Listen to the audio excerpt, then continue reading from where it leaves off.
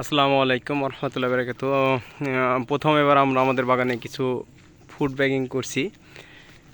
সাধারণত আমরা food bagging করি না, কারণ এটার সাথে আমরা পরিচিত না যে আসলে আমের কালার কেমন কি হবে।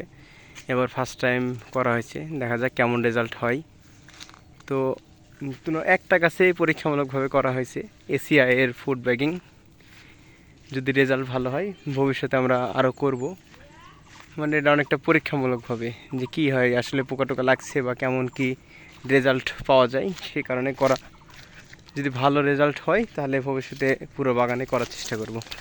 এগুলো ব্যাগ খরচ, একটা ব্যাগের প্রতি খরচ প্রায় 50 পয়সা 45 পয়সা মতন।